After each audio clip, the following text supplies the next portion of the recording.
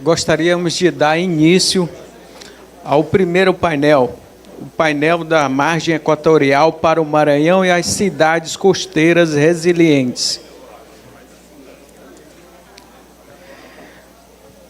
Convidamos o senhor João Azeredo, presidente da ABEMAR, Sérgio Bassi, presidente da Transpetro,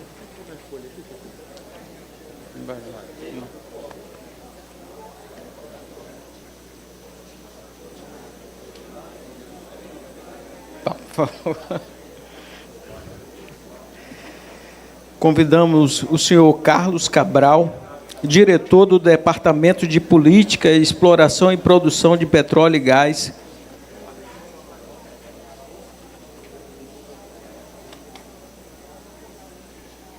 O senhor Felipe Carvalho, gerente de Relações Governamentais do Instituto Brasileiro de Petróleo e Gás e Biocombustíveis.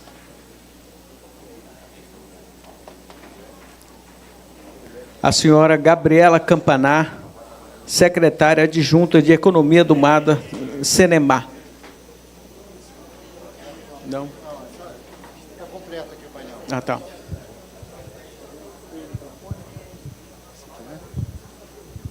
Bom, vamos sentar. Bom, pessoal, vamos começar aqui o primeiro painel. Foi ser bem objetivo pelo avançar da hora aqui, né? Então, a gente... Tem até que horas que a gente tem esse painel? Uma horinha? Tá. Vamos começar aqui. Gostaria de, né, primeiro, agradecer aqui os companheiros painelistas, né, o Felipe, o Carlos, o Sérgio, assim, ambos, todos aqui, assim que chamaram a convocação, se dispuseram a vir aqui, né, engrandecer esse evento, e acho que é muito importante estar ouvindo um pouco do conhecimento de vocês sobre o tema, sobre o painel. E, para começar, eu gostaria de começar com o Carlos, porque ele tem uma apresentação que, para mim, vai basear todo o nosso dia de hoje, vai ser baseada na apresentação. E, reforçando mais uma vez, cara, aquele evento lá em Patinga, quando você falou de margem equatorial, eu fiquei, caramba, cara, você é o cara. Então, fica aí, o palco é teu.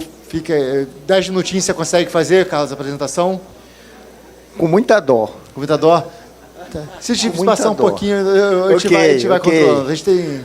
assim, não conta meu tempo, tá?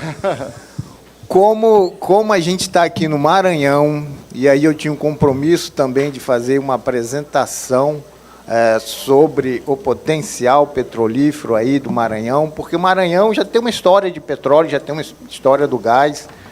A vocação que o Brasil tem no onshore para a produção de gás natural é fantástica, Nós temos aí 14% de produção, mas se a gente pegar realmente o que é efetivo, é mais de 30%. E onde que são os principais focos da produção de gás natural, Amazônia Legal, inclusa Maranhão, né? Então, Maranhão ele tem, sim, um potencial fantástico para gás no interior, e, sim, não é um potencial a desenvolver no interior, mas nós temos também todo esse potencial que pode advir da margem equatorial. Já existe um bloco em avaliação pela Petrobras, já teve a descoberta, e agora é o plano de avaliação de descoberta que está sendo colocado. Petrobras tem uma campanha exploratória de vários blocos, para fazer a avaliação de todo esse potencial da margem equatorial, e o nosso lema lá no Ministério de Minas e Energia, sobre a coordenação aí do ministro Alexandre Silveira, do nosso secretário Renato, que infelizmente não pôde vir, é que temos que priorizar a exploração, perfuração desses poços exploratórios, para justamente se ter as descobertas, né? Com a nova lei do licenciamento ambiental, existiu a figura do licenciamento ambiental especial, e nós aqui do Ministério de Minas e Energia vamos estar defendendo, pelo meu departamento, que cada bacia tenha o seu poço como prioritário dentro da lei, né? Para quê? Para ter a descoberta, que é o ponto de tudo. E aí falar um pouquinho sobre a margem equatorial para o Maranhão e as cidades costeiras resilientes. Brasil, ele é fantástico em relação à sua matriz energética, renovabilidade aí chegando a 50%. E se você comparar com o mundo, o que é o nosso setor de energia? O nosso setor de energia, ele é extremamente baixo em relação de gases de efeito estufa. O nosso maior desafio em relação à geração das gases de efeito estufa é uso da terra e é a questão da agropecuária, que eu vou mostrar depois. Fato, vamos precisar de petróleo. Com todos esses cenários que são colocados, vamos continuar necessitando de petróleo até 2050. E nós, brasileiros, não podemos abrir mão dessa vocação, não podemos abrir mão desse nosso potencial. E aí é que eu vou, justamente o comentário que eu fiz aqui, né? Ou seja, o setor de energia, aquele azulzinho lá em cima, é o que menos emite. E dentro do setor de energia, nós temos o setor de IP. O setor de IP, em relação a todas essas barras aí de emissão, é 1%. Ou seja, explorar petróleo e gás, ele emite muito pouco gases de efeito estufa. Não é o problema do Brasil, é a solução do Brasil. Porque atrás disso vem todo o retorno econômico e financeiro que está por trás disso, né? E a estratégia de net zero do Brasil, primeiramente, é o nosso setor de uso da terra e reflorestamento, que é positivo, tem que ser negativo, mas não é suficiente. Não é suficiente, ele tem que ter que o nosso setor de energia ele seja negativo. O que é um setor de energia negativo em emissões de gás de efeito estufa? É captura do CO2 de matriz biogênica. O Brasil tem a vocação de biocombustível, o Brasil tem a vocação do etanol. Para eu produzir etanol a partir do cana-de-açúcar, o CO2 liberado assim, é puríssimo, então é fantástico fazer essa captura de CO2. Então, para ter essas emissões, primeiro recado, produção de petróleo firme até 2050. Produção de petróleo firme até 2050 significa, e aqui aquilo que eu já havia comentado, de 1%, aqui Brasil é um exemplo em termos de emissões de gás de efeito estufa na exploração de petróleo e gás. Então, você tem uma média mundial de 20, e nós temos aqui no Brasil 15, e o pré-sal, que são os novos FPSOs que estão chegando, é em torno de 11. Tem FPSO chegando aí que é 7 ou 8 quilos de CO2 equivalente por barril de óleo equivalente. E está tendo uma competição, cada um quer ser o recordista em reduzir as suas emissões. Então, é extremamente eficiente. Mensagem: petróleo e gás, exploração e produção, não emite tanto gases de efeito estufa. Então, transitional away fossil fuel significa, de fato, um caminho que o país vai ter que traçar para reduzir as emissões do setor de transporte, jamais sem cortar a produção de petróleo e gás. Destaques aí do IP, você fica aí para ver a importância desse setor para a economia. Petróleo e gás hoje é a maior exportação da pauta do país. Muito naviozinho levando petróleo mundo afora. E é isso que desenvolve a economia, né? E o que é que a gente tem ali, ó? Hoje em dia, 3,6 milhões, vamos chegar a um pico de 5,3 milhões. Ali embaixo são os FPSOs que estão para chegar. Os pontinhos vermelhos são os FPSOs produzidos na China, majoritariamente, ou seja, todos. Mas essa curva de crescimento, meu amigo, não é só FPSO que chega, não. Navio de escoamento da produção, navio DP, porque tudo isso é pré-sal, navio de apoio, e tudo isso tem um programa do governo para que seja feito no estaleiro e dinamizar a nossa economia. Problema: depois de 2050, a maravilha que é o pré-sal está se exaurindo.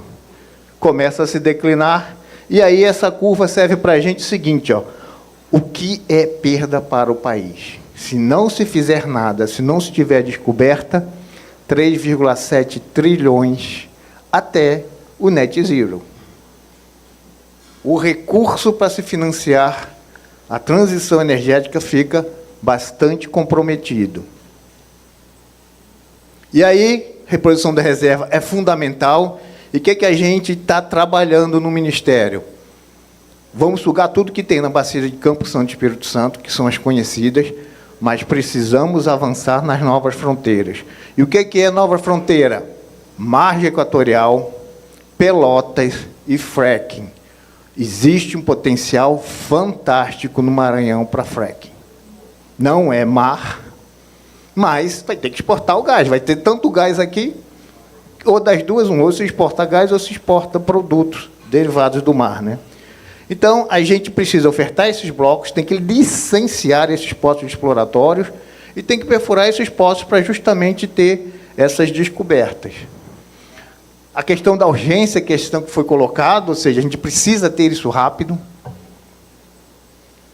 Os nossos amigos aí estão se dando muito bem, ou seja, do nada, a Guiana simplesmente virou uma potência em produção de petróleo. Vai chegar aqui até 2030 com 1,8 milhões de barris por dia. E aqui é a exploração da margem equatorial. A margem equatorial, ele está com vamos assim, chamado, eu não gosto de dizer isso, mas isso não é uma bala de prata. A perfuração desse FZA M59 é o chamado Nova Fronteira. Nunca perfuramos esse poço. Só dentro aqui do governo do Luiz Presidente Lula, que a gente conseguiu retomar a licença desse bloco. Se iniciou em 2015, 10 anos sem se licenciar, e agora voltamos a licenciar esse poço, que é importante para a gente ver qual é o sistema petrolífero, se ele é ativo desse novo potencial. Agora, o que é que a gente tem aqui? Pará Maranhão, descoberta. Plano de avaliação de descoberta. E tem aqui Barreirinhas, que ainda necessita de licenciamento de vários poços de petróleo. Em cada uma dessa bacia tem um poço da Petrobras exploratório que ela está colocando como prioritário. A gente tem aí o CNI, o Observatório Nacional da Indústria, então eles fizeram uma simulação. Se a gente coloca simplesmente um barquinho com 150 mil barris por dia, o benefício para os estados é fantástico. E o benefício aqui, cadê o Maranhão? Está aqui, é um PIB adicionado de 18%, simplesmente um FPSO de 150 mil barris dia. É fantástico, realmente traz desenvolvimento. Mas trazer desenvolvimento significa planejamento para que isso, de fato, aconteça no país e no Estado. E aí, o que é que a gente tem? No último leilão que foi feito, esses blocos aqui já tinham sido arrematados, esses blocos aqui já haviam sido arrematados, o bloco que tem aqui avaliação de descoberta no Maranhão, e no novo leilão que foi feito, era o apagar das luzes dos blocos em ofertas, depois que, um dia depois do leilão, não teria mais bloco na margem equatorial, e aí o mercado comprou bastante bloco aí na região do Amapá, comprou 2 blocos aqui na região do Pará-Maranhão, e é isso que a gente tem. Agora, as sísmicas estão evoluindo. E o que o pessoal apresentou? Olha, tem coisa muito boa por aqui, tem coisa muito boa por aqui. Então, o compromisso nosso é botar blocos, justamente onde tiver esse potencial. Panorama atual dos blocos em ofertas. Gente, sumiu. Sumiu. Sumiu. Não temos novas fronteiras offshore. Não temos novas fronteiras offshore. E é um compromisso do Ministério de Minas e Energia de repovoar esse mapa com os blocos da margem equatorial e dessas novas fronteiras, senão a gente não consegue evoluir. Estamos trabalhando aí em conjunto no Ministério do Meio Ambiente, que vai ser o nosso parceiro para justamente dinamizar isso daqui. E aí eu vou falar o que é o desenvolvimento de um petróleo na mão da Petrobras. Um campo fantástico da Bacia de Campos, Campo de Marlim, foi descoberto em 1980. Descoberto, perfurou e achei o petróleo. Economicamente viável, 10 anos para se decidir a comercialidade. E depois que declarou comercialidade, não vou produzir. Chegou ao pico de produção em 29 anos. Recentemente, Campo de Tupi, pré-sal, dinamismo que foi isso? Descobriu em 2007. 3 anos depois declarou a comercialidade. Pico de produção, 9 anos depois. Isso é o modelo que tem que ser seguido aqui na margem equatorial. Vamos descobrir? Vamos. Rapidinho. Declara a comercialidade e chega ao pico de produção. Mais FPSO, mais escoamento de produção, com a graça de Deus. E aí, fazendo a simulação, ó, a nossa curva é essa azul. Não deveria nem ser azul, tinha que ser vermelho. Nossa curva é aqui. Vou dar uma bronca no estagiário. E aí, bota um campo de tupi, bota 2 campos de tupi e espalha ele ao longo do tempo. Essa daqui, ó, é a capacidade de refino da indústria nacional. Comprometida porque não saiu a refinaria aqui do Maranhão. Não saiu. E isso faz falta porque... Cadê o nosso diesel que a gente tem que trazer? São coisas que a gente perde e com o avançar do tempo, isso tem consequências para o futuro. Isso vai ter uma consequência para o futuro. Então, precisamos avançar nessas descobertas. Mas é aquela história, não é eterno. O petróleo vai caindo e aí entra a necessidade das novas fronteiras, Pelotas e o fracking. Então, essa é a saída para o país não voltar a ser importador de petróleo e não ter consequências seríssimas para a economia. Bom, em termos de conclusão, é isso daí. Aqui, ó, produção vai ter um incremento até 2030, desenvolvimento do pré-sal, vai aumentar a receita de royalties, olha o lucro e geração de empregos, mais de 300 mil empregos que vão ser gerados até 2030. Capacidade aí dessa... Agora, se não houver descobertas, gente, acaba tudo. Então, a mensagem é, precisamos, sim, disponibilizar os blocos, precisamos ter perfuração dos blocos, dos poços pioneiros e ter as descobertas. Então, aí vem a importância da MEC, né? Bom, aqui eu vou falar um pouquinho de produção terrestre, que eu não queria tanto esboçar, mas está aqui para registro de vocês, tá? E aí...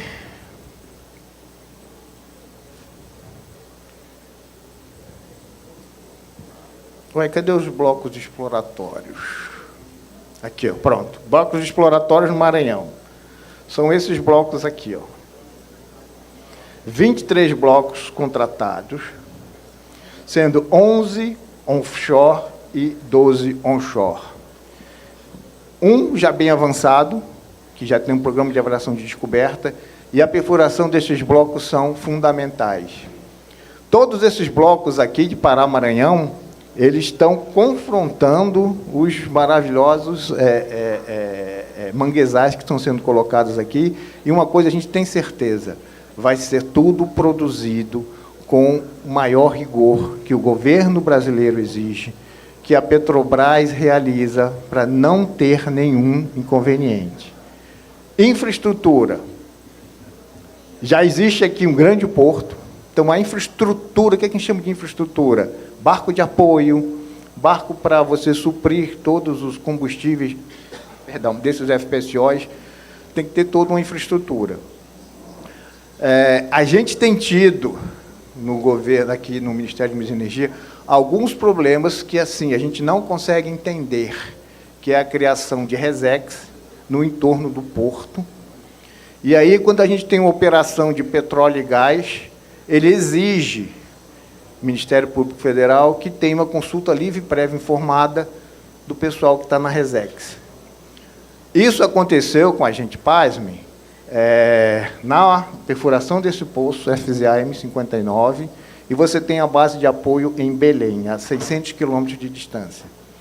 Então, o Ministério Público Federal impetrou uma ação no sentido de que o pessoal da resex tem que ser consultado, consulta livre e prévia informada, em relação à exploração que está a 600 quilômetros de distância. Então, uma coisa que, gente, não faz nenhum sentido. E depois eu vou conversar aí com o nosso amigo que falou da preocupação da resex, a gente ter algum alinhamento sobre que posicionamento a gente vai dar em relação a isso, que o Ministério tem que se manifestar em relação à criação dessa resex. Não somos contra, mas isso não pode ser impeditivo para o desenvolvimento do país. O que me preocupou dessa resex é que ela abraça a Alumar, e eu não sei, sinceramente, que consequências isso vai ter. Então, depois a gente conversa, que é o seguinte: precisamos ter celeridade para esse desenvolvimento, e depois falar um pouquinho também do potencial aí do não convencional, em que a gente mapeou, pode ter no Parnaíba 49 milhões de metros cúbicos de gás por dia. Hoje a produção é 6 milhões. Então, gente, é um potencial fantástico. Precisamos de apoio do Estado do Maranhão para justamente desenvolver essa tecnologia aqui. Então é isso, gente. Muito obrigado. E, no mais, as perguntas aqui para a gente dar o direcionamento. Mas, assim, não podemos viver de sonho, não podemos viver de potencial, temos que realizar. Realizar para quê? Para desenvolver esse Estado, para desenvolver o Brasil. Não tem nada melhor do que a indústria do petróleo e gás. Vou citar um exemplo da Noruega. Noruega é a Noruega por causa do petróleo e gás. Desenvolvimento econômico da Noruega é do petróleo e gás.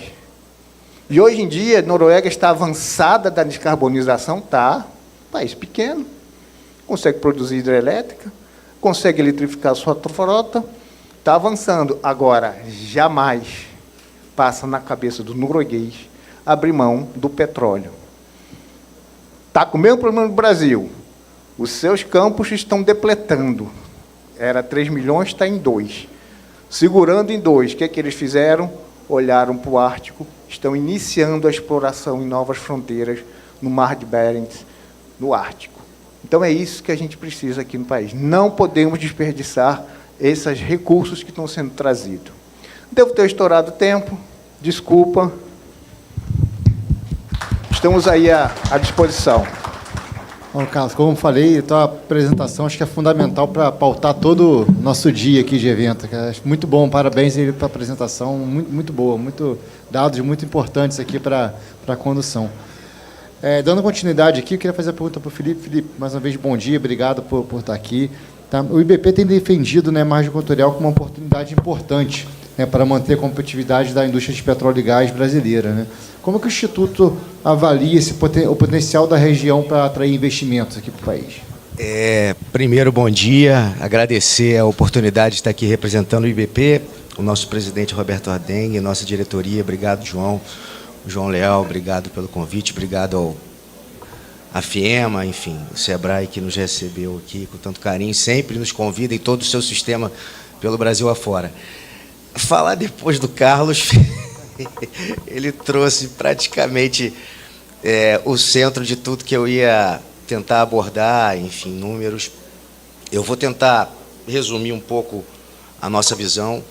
Eu estava vindo para cá, nessa viagem longa de avião, lendo um livro que até recomendo, do Tim Marshall, Prisioneiros da Geografia, em que ele demonstra, em 10 grandes mapas do mundo, a importância da geologia, da geografia, para as decisões mais estratégicas e relevantes das nações, sejam elas pequenas ou grandes. exemplo, uma cadeia de montanhas que perfaz um lado oeste de algum país, o protege, de repente, de alguma invasão. Imagine um porto em que suas águas congelem a maior parte do ano, como que seria isso? Então, assim, as condições de geografia do local, eles são... Você fica refém delas. A gente está numa decisão geopolítica, né? A gente tem aí a margem equatorial aparecendo em sua extensão de 2.200 quilômetros, desde o Amapá até o Rio Grande do Norte, com uma expectativa enorme de barris de petróleo equivalente. Então, como foi dito, Bacia de Campos e Santos foi onde tudo começou. 95% das nossas bacias, nossa exploração está concentrado nessas duas localidades. Elas já estão no seu declínio natural. 2030 a gente entra aí num ano crítico de declínio da nossa produção. Corremos o risco, realmente, como foi dito, de nos tornarmos importadores de petróleo, não mais exportadores, como somos. Então, a gente está aqui numa agenda muito mais do que uma agenda energética, uma agenda de desenvolvimento regional e de competitividade e perenidade do Brasil, para garantir sua segurança energética, sua soberania. É importante que a gente invista realmente com essa visão de futuro, que eu acho que nosso discurso está bem alinhado, e se preparar para a exploração da margem. A Petrobras começou o seu dever de casa. A gente tem a expectativa que essa campanha exploratória se amplie. Temos aqui Barreirinhas e Pará-Maranhão. Vide o exemplo de Macaé, João, como você perguntou. Antes da exploração do petróleo naquela região, era apenas uma vila de pescadores. Hoje é uma grande cidade, extremamente desenvolvida, tem um dos maiores polos hoteleiros do Rio de Janeiro, talvez do Brasil, né? Enfim, então, é um efeito cascata, né? A exploração de petróleo, ela traz um efeito cascata de benefícios. Eu até trouxe alguns dados aqui, enfim, eu fiz Alguém falou da simulação do observatório, né? Mas eu vou até reforçar, porque esses números são importantes ficarem na cabeça, né? Nosso amigo trouxe essa simulação. Um bloco por estado simulado, né? De cerca de 100, 150 mil barris dia por ano, são mais de 300 mil empregos, né? 65 bilhões de PIB adicionado, cerca de 6 bilhões em royalties e participações especiais, que são as participações governamentais que são trazidas quando a gente começa a produzir o barril de petróleo, e cerca de 4 bilhões em tributos indiretos. Então, eu vou trazer também alguns exemplos do que a gente consegue com a exploração do petróleo, mas a gente consegue expandir cadeia de fornecedores. Tem projetos offshore de válvulas, tubos, cabos, sistemas elétricos, equipamentos submarinos, softwares industriais, serviços de engenharia e inspeção. A gente fortalece fabricantes brasileiros e empresas de médio porte, que é o foco, inclusive, aqui do nosso sistema, que estão ligados à política de conteúdo local. A gente desenvolve polos regionais, novos polos regionais, portos, bases de apoio offshore, terminais, estaleiros regionais, como foram ditos aqui, centros de treinamento técnico, capacitação, e a gente coloca aqui a UniBP, que é a nossa Universidade de Petróleo e de Gás, lá do IBP, colocamos à disposição para parcerias, capacitação, né, a todo o sistema das federações, o sistema SEBRAE. A gente tem comprovadamente no setor de petróleo os salários mais competitivos, os salários mais altos do mercado. Então, assim, a importância de se preparar com essa visão de futuro. O profissional que aqui está foi muito bem colocado, que a gente, se não preparar, será trazido de fora, seja de outro estado, até mesmo de outro país, porque a exploração e a produção tem que acontecer. Mas é importante, aí eu já vou falar um pouquinho até dos desafios, João, se me permite, dado que o Carlos ajudou bastante com as oportunidades e o que a gente está planejando, a exploração de petróleo, ela, a partir do momento que você é disponibilizado o poço, a bacia, até que se produza a primeira gota, a depender, varia entre 5 a 8 anos para você produzir o primeiro barril. Enquanto isso, é apenas dispêndio, é investimento, desembolso, você não tem receita alguma. Por isso, inclusive, a gente tem aí algumas figuras, como, por exemplo, o Repetro, que não é um benefício fiscal, uma política pública de atração de investimento, onde você não tributa a fase de investimento. Você zera e só vai receber justamente as figuras. Quando produzir o primeiro barril, começa a vir a figura das participações governamentais, que é o royalties e participações especiais, e até mesmo os tributos, de uma forma geral. O nosso setor ele precisa ser olhado com muito cuidado por conta do elevado capital e de longo prazo, que são investimentos longos. A gente compete globalmente, mundialmente. O investidor lá de fora, quando olha, de repente, a margem equatorial brasileira, não me refiro ao Suriname e Guiana, ele tem também, além da possibilidade de produzir petróleo e ter o seu lucro ali na sua empresa, ele tem que ter a segurança do seu capital. Então, é fundamental a segurança jurídica para que ele possa investir, é importante a estabilidade fiscal, a estabilidade das normas. A gente está competindo, por que não investir no Suriname, na Guiana e investir aqui no Brasil? A gente quer que invista aqui. Então, temos que buscar a simplificação dos processos de licenciamento ambiental. Não digo com isso perder a qualidade, não é isso, nem a segurança. É tornar processos mais céleres, em que os órgãos se conversem de forma coordenada, como bem disse o Carlos, para que a gente dê mais efetividade e celeridade aos processos para que a margem equatorial possa ser explorada, vide que a gente ainda está buscando petróleo, acreditamos que tem, e bastante, mas a história mostra que a regra é, às vezes, não encontrar. Então, quanto mais rápido a gente explorar e ter certeza e perfurar outros poços, mais rápido nós vamos garantir nossa perenidade, nossa segurança energética. O petróleo é fundamental para subsidiar a gente chama de evolução energética, não é nem transição, porque a gente vai conviver por muito tempo com o petróleo, porque ele não é só combustível, né? Se fala muito do petróleo como combustível. O petróleo é matéria-prima e o gás para diversos outros produtos. Essa sala aqui não existiria, todos que estão aqui, sem o petróleo, sem o minério, enfim. Não existiria nada do que está aqui. Então, o petróleo vai existir por muito tempo. Então, é importante que a gente olhe para as novas reservas com um olhar mais crítico, com mais critério, mas, ao mesmo tempo, com mais simplicidade, para que dê maior celeridade nos resultados. Obrigado, Felipe.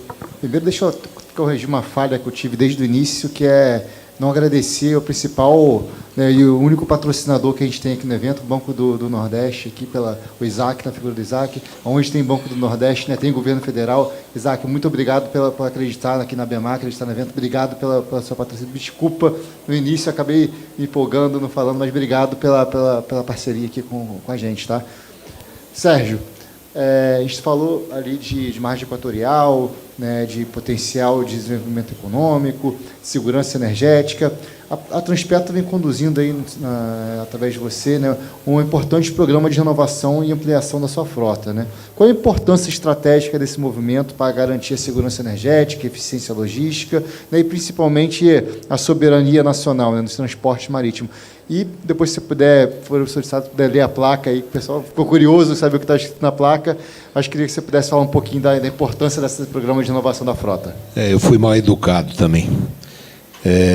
A placa diz: reconhecimento institucional, o Sinaval e a BEMAR, homenagem ao Sérgio Bassi por sua liderança na retomada da construção naval brasileira, reacendendo uma indústria estratégica para o país, gerando oportunidades, fortalecendo nossa gente e reafirmando a soberania nacional.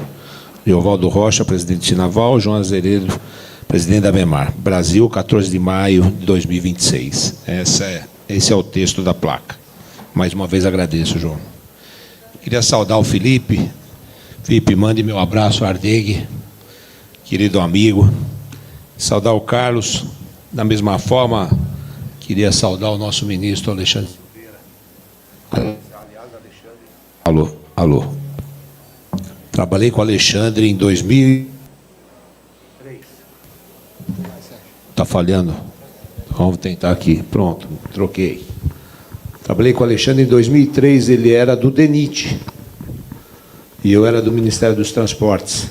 Então, conheço o Alexandre já há mais de 20 anos. E é muito bom ter o Alexandre como ministro de Minas e Energia. Então, por favor, leve meu abraço a ele. Bom, João, por que a gente decidiu retomar a construção de navios no Brasil? Eu acho que está provado com a crise que a gente tem enfrentado, essa crise internacional que a gente está enfrentando, dessas guerras insanas que a gente tem visto. Há uma carência de navio hoje no mercado. Se a gente não tivesse feito a opção de construir, principalmente o Promef, lá em 2003, possivelmente hoje não teria a Transpetro não teria navio. Porque os 26 navios que hoje a Transpetro tem foram construídos no primeiro governo do presidente Lula. E é com isso que a gente hoje opera a cabotagem e o longo curso no Brasil. Se a gente quiser hoje afretar um navio para fazer longo curso, se encontrar, é extremamente caro. Eu acabei de chegar do Panamá. E, com a guerra, está se utilizando muito lá o canal do Panamá para fazer o caminho para a China. O custo para você atravessar o canal do Panamá de um petroleiro, aproximadamente $700 mil, $600 mil para você atravessar o canal do Panamá. Sabe quanto o canal do Panamá está cobrando para você poder furar a fila, que a fila aumentou?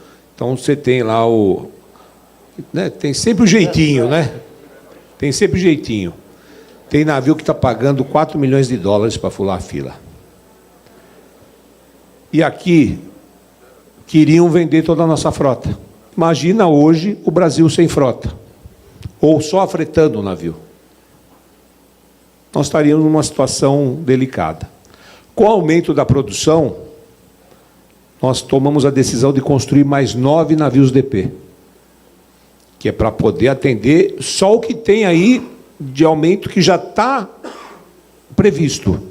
Eu não estou falando de margem equatorial ainda não, porque a hora que vier a margem equatorial eu vou ter que aumentar muito mais a minha frota de navios DP para poder fazer o escoamento da produção do petróleo que é extraído para trazer para o continente, ou para refinar, ou para exportar esse petróleo. E aí mais um erro estratégico cometido no passado, recente. Não fazer a refinaria aqui no Maranhão. É um absurdo. Hoje a gente tem petróleo e tem que exportar petróleo, porque nós não temos capacidade de refino. Nós não temos capacidade de refino. Nossa capacidade está limitada. Não construiu aqui, venderam a Relan, venderam a refinaria de Manaus, que acabou virando um terminal, não está refinando nada. A Relan, lá na Bahia, está refinando, mas vendendo o combustível a mais de R$7. Está chegando nas bombas de gasolina no estado da Bahia. Tem coisas que são estratégicas para o país, não tem jeito. Não tem jeito. Essa história, essa onda que veio, principalmente no governo do Bolsonaro, e eu quero ser aqui absolutamente franco, de que vamos privatizar tudo, o nosso ex-ministro da Economia querendo privatizar tudo, e se a gente não chega na Transpetro, hoje a Transpetro não existia mais, que já estaria privatizada também, estava no caminho de privatizar a Petrobras. É um erro estratégico para o país. Para o país. Porque o privado vai cuidar do interesse dele, ele está correto, ele vai cuidar do interesse dele. O sistema Petrobras é uma empresa de economia mista, mas cuida também do interesse do povo brasileiro. E foi por essa decisão que o presidente Lula encomendou à nossa presidente Magda que a gente retomasse a construção de navio no Brasil. Estamos construindo 16 navios, 13 aqui no Brasil, 3 na China, mas não porque a gente queira, é porque os estaleiros brasileiros também não participaram da licitação desses 3 navios gazeiros de 10 mil, né, infelizmente, e essa é uma crítica que eu faço também à indústria naval, e o João sabe disso. Eu fiz a licitação, na primeira licitação que eu fiz dos navios Rende, 4 navios, só um estaleiro participou, em consórcio, só um. Ainda deu um preço pouco acima do que a gente achava que podia pagar, eu tive que renegociar para eles chegarem no preço que eu podia pagar. Na segunda licitação vieram 2 estaleiros brasileiros, o resto todo chinês. A gente conseguiu que o Ecovix, lá no Rio Grande do Sul, ganhasse a licitação devido à equalização de preços que a gente fez, uma fórmula que a gente adotou para equalizar o preço. E agora, no terceiro edital, que são dos MRs, também só o estaleiro Ecovix participou. E aí, né? Aí o McLaren, mas o McLaren pôs um preço lá nas nuvens, né? E, enfim. Então, essa é uma crítica que eu faço à indústria. A indústria naval deveria aproveitar essa oportunidade e não aproveitou. Acho que isso é ruim. Quando você concentra todas as embarcações num só estaleiro, isso pode ter problema, porque a gente não sabe a capacidade do estaleiro efetivamente de entregar no prazo, e eu preciso dos navios no prazo, porque a produção aparece, está aí, vai ter o petróleo, vai ter o combustível que eu tenho que transportar, e se eu não tiver o navio, eu terei que afretar navios para poder atender. A Transpetro está entrando também no bunker. Nós estamos construindo barcaças e empurradores para atender o bunker nos portos. E por que nós tomamos essa decisão? Porque antes, o pessoal comprava o bunker da Petrobras e vendia para o meu navio da Transpetro. O pessoal do bunker era o intermediário. Comprava o bunker da Petrobras e vendia o bunker para a Transpetro. A Magda me chamou um dia e falou, pô, mas você está comprando o meu bunker de terceiro? Falou, não, vamos construir barcaça, empurrador, porque você vai comprar o bunker meu e o recurso vai ficar dentro do sistema. Era mais uma coisa que saía, né, escapava do sistema Petrobras, então a gente está entrando no bunker. Eu sei que tem gente que opera bunker que não está muito feliz comigo, não, mas essa foi uma decisão estratégica do sistema Petrobras e que a gente vai estar entrando no Rio, Santos e futuramente vamos entrar em todos os portos brasileiros oferecendo bunker, primeiro para a Petrobras, mas no futuro eu quero ter outros clientes para além dos barcos da Transpetro, para a gente poder atender outro tipo de outras empresas, né? Então, acho que estrategicamente, João, é isso. Quer dizer, a gente decidiu que precisava ter navio para atender essa demanda e não afretar tanto. É evidente que você não vai ter toda a frota dela própria, porque você precisa equilibrar isso. Mas, antigamente, o que acontecia é que a grande maioria era navio afretado e a gente corria o risco de ficar sem navio nesses momentos de crise. Obrigado, Sérgio. Carlos, vamos postando um pouquinho você falou, acho que você falou bastante ali, está difícil fazer perguntas, foi tão né, boa a tua palestra, mas é um ponto que sempre falam de margem equatorial, fala sempre de sustentabilidade, de segurança ambiental, né? Então, né, em diversas falas, o Ministério reforçou que a exploração e sustentabilidade precisam caminhar juntos, né? O Ministério tem batido muito nessa tecla. Como que o MME avalia a possibilidade de conciliar avanço da margem equatorial com as metas ambientais e de transição energética do país? O primeiro ponto é, gente, não existe sustentabilidade sem desenvolvimento econômico. É um tripé. Tem que ter o desenvolvimento econômico.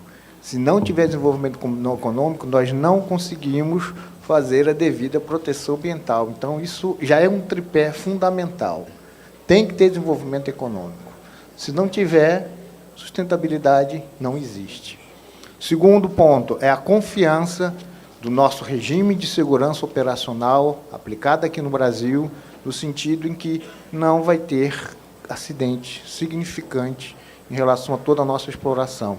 E se eu tiver, o nosso segundo sistema, que é o apoio, que é o de dos planos de emergência, todo o sistema relacionado aí à mitigação, muito bem implantado. Exemplo, estrutura de resposta de emergência. Por um eventual raríssimo vazamento de óleo na bacia do Amapá, a Foz do Amazonas, é maior do que a estrutura colocada para Campos e Santos. Não vai acontecer, os navios estão lá para justamente ter a certeza de que nada vai ser afetado.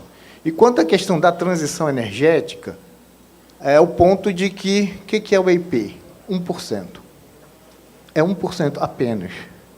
Temos que combater o uso de combustível fóssil, é um caminho que tem que ser trilhado, e, independente disso, a produção continua. Jamais podemos cortar combustíveis fósseis, cortando a produção do petróleo, porque olha a confusão que deu o Golfo Pérsico. Corta petróleo, dispara tudo. Dispara tudo. Então, é ruim para o mundo, é ruim para o país, essa questão de corta o petróleo. Precisamos. Agora, a natureza está aí. Se não acontecer nada, vai ter um corte de petróleo. Vai ter perda de vários empregos. No início desse ano, a gente passou por uma situação, o frete internacional, sem essa confusão do Golfo Pérsico, disparou o mundo todo. Disparou o mundo todo.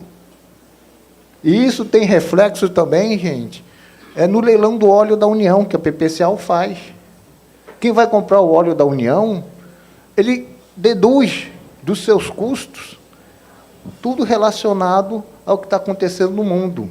Fizemos no início desse ano, a PPSA, o leilão do óleo de bacalhau, leilão spot. Gente, com essa confusão toda do frete, cotações baixíssimas.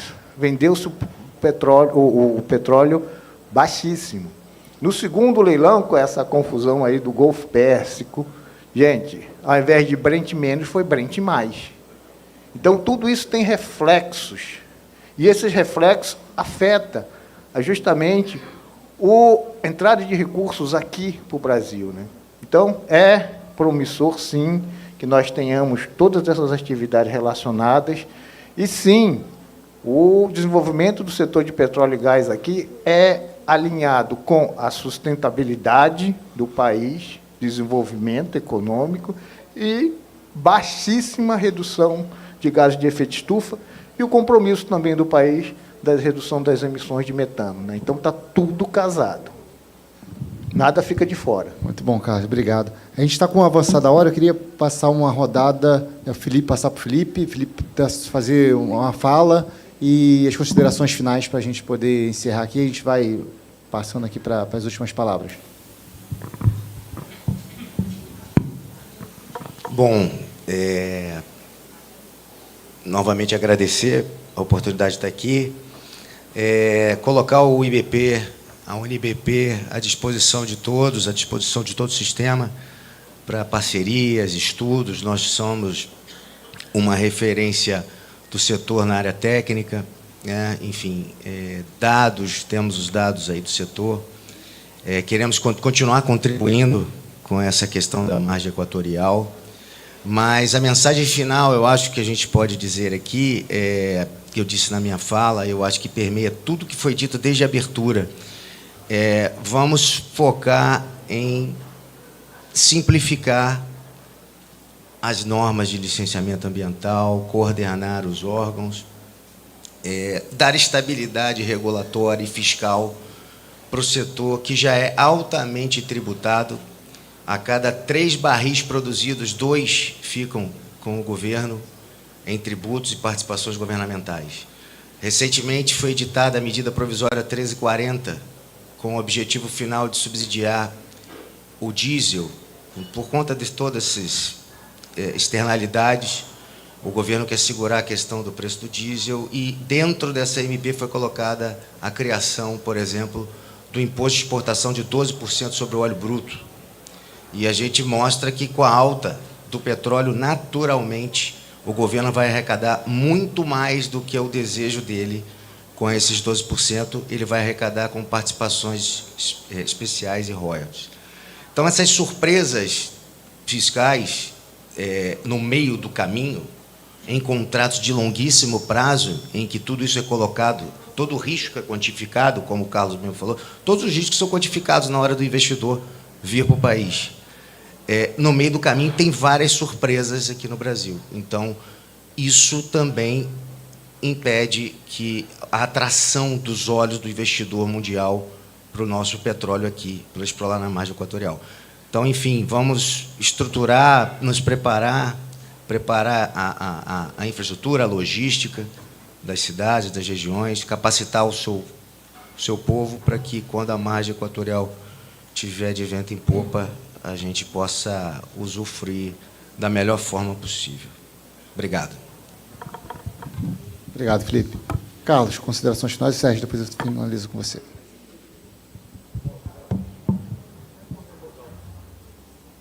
Bom, mais uma vez agradecer a iniciativa. É muito bom estar aqui para o Estado do Maranhão para falar do potencial e das realizações desse setor de petróleo e gás aqui, da necessidade, sim, de desenvolver a economia, da necessidade, sim, de se preparar para o futuro. E o nosso compromisso no Ministério vamos ter essas descobertas. Estamos, assim, lutando para que saiam esses licenciamentos ambientais. Trabalhamos muito para ter o licenciamento ambiental da FZM 59. Estamos trabalhando muito para ter esse licenciamento de todos esses postos aí da carteira de postos de exploratórios aí da Petrobras. Então, o que acontece? Aquela história, né? O mercado se desinteressou pela margem equatorial. Total se desinteressou, BP se desinteressou. E a Petrobras, gente, ó, o pré-sal vai acabar, eu preciso. Então, oportunamente, pegou essas oportunidades e está aí, está fazendo isso, né? Vou remediar aqui o nosso amigo do IBP, no sentido de que existem condições de emergência no país, né? Ou seja, existe uma condição de emergência, existe toda essa questão da crise que foi colocada pelo Golfo Pérsico, disparada do petróleo, que, se por um lado tem um benefício financeiro em relação à arrecadação do royalty, por outro lado, pela nossa dependência de combustíveis, principalmente diesel, isso significou, assim, um impacto muito grande dentro da nossa, vamos dizer, balança comercial em relação a todos esses energéticos. E o que a gente entende é que isso seja uma ação temporária, né? Todo mundo que trabalha com petróleo e gás sabe que uma hora ele sobe, opa, que bom, uma outra hora ele desce, rapaz, o negócio está feio. E ele trabalha ao longo dos 25 anos, 30 anos, 40, 50 anos com isso, né? E nós, como governo, temos que, sim, temos que ter política para algo quando dispara, e o disparar significa não só lucro, mas prejuízo para o país, mas temos também que ter, quando ele vai lá abaixo, a gente tem que ter uma forma do próprio governo, de alguma forma, também subsidiar e relaxar todos esses impactos, né? Então, é um trade-off, né? Infelizmente, a gente tem que estar sempre observando, e o que a gente quer do cara do petróleo é que fique alto. Agora, o cara do combustível sabe que o alto significa combustíveis mais caros, né? Mas acho que a gente, ao longo do tempo, espero que essa crise aí no Golfo Pérsico acabe, para justamente ter uma normalidade em termos de desenvolvimento socioeconômico para o Brasil e para o mundo, e afastar essa questão da geopolítica, né? Então, seriam essas mensagens finais. E, gente, ó, acredito muito no Maranhão, acredito muito na exploração de gás de vocês aqui no interior, acredito muito no desenvolvimento dos recursos não convencionais aqui no Maranhão. Estamos brigando no STJ para que isso seja pacificado em relação à atividade. Gente, é uma atividade que é feita no mundo todo. Eu faço uma brincadeira, gente, mas assim, é do coração, não é para ter raiva, não. Gente, a Argentina está explorando, rapaz. Como é que a gente fica atrás? Não dá. Que nem futebol, a gente não pode estar na frente da gente. Gente, muito obrigado aí pelo painel. Obrigado, Carlos. Sérgio. Vou ser rápido. Primeiro agradecer, João, você, a Bemar, pela oportunidade, agradecer a FIEMA e ao SEBRAE por nos acolher. Muito obrigado. Falar que o Carlos é um militante da causa do petróleo mesmo. Olha a meia que ele veio. Ele seguiu o nosso vice-presidente da República, Geraldo Alckmin, que tem meias... Pois é, eu também gostei. Ainda comprei uma calça que sobe. Tá? Pois é, olha, show. Mas eu quero encerrar dizendo um pouco o que eu disse. A margem equatorial é uma oportunidade para todos. Será para Amapá, será para Belém, será para o Maranhão, será para o Rio Grande do Norte. Todo mundo terá o seu quinhão, eu não tenho dúvida disso. Mas para que isso aconteça, precisamos nos preparar. Porque o petróleo sairá. E pelo que a gente sabe, o petróleo que sairá daqui ou será exportado, porque não tem capacidade de refino no Brasil, ou nós vamos ter que levar para o Sudeste para refinar, pela qualidade do petróleo, que nem na Reneste vai conseguir refinar, acho que esse petróleo que vai sair aqui, que é mais fino do que a refinaria da Reneste refina. Então, eu vou precisar ter terminal aqui da Transpetro. Vou precisar ter navio aqui para transportar esse combustível ou para o Sudeste para refinar ou para exportar. E aí a gente deve exportar muito para os Estados Unidos e China, saindo aqui, se for China, pelo Canal do Panamá. É por isso que um dos motivos da minha ida para o Canal do Panamá é tentar negociar tarifas menos agressivas para os nossos navios, né? Mas então é esse recado que eu deixo. Vamos nos preparar, vamos preparar a mão de obra, vamos preparar a infraestrutura, porque muito em breve a gente vai ter exploração. Mesmo na sonda, quando vai fazer a sondagem, vão precisar de barco de apoio aqui, portanto, precisa se preparar, não tem jeito. O Porto de Itaqui é um porto sobrecarregado, já disse isso. Precisamos repensar como é que a gente amplia a capacidade do Porto de Itaqui para poder atender base offshore, porque daí a gente vai ter um monte de barquinho pequeno transitando ali, com o volume de navios que transitam hoje no Porto de Itaqui, precisa organizar. Enfim, espero poder voltar aqui mais vezes, quem sabe, se o Papai do Céu permitir, o povo brasileiro permitir, eu ficar mais 4 anos na Transpetro, quem sabe a gente não vem aqui para inaugurar um terminal da Transpetro, ampliar o nosso terminal, que a gente está querendo ampliar o nosso terminal aqui, só estamos precisando arrumar um terreno que não tenha um condomínio de donos, né? Porque aqui vocês sabem, aqui o terreno tem um condomínio de donos, né? A gente... eu consegui um terreno fora do Porto Organizado, eu já estou no 3º dono. Então, para mim é difícil comprar, porque depois o Tribunal de Contas vem para cima de mim e dizer, pô, mas você pagou 3 vezes o mesmo terreno, então eu vou precisar de ajuda aqui, para a gente arrumar um terreno para que eu possa ampliar a base da Transpetro aqui no Maranhão. E mais, muito obrigado a todos. Eu não devo ficar na parte da tarde, João. Eu volto para o Rio ainda hoje, tá bom? Um abraço.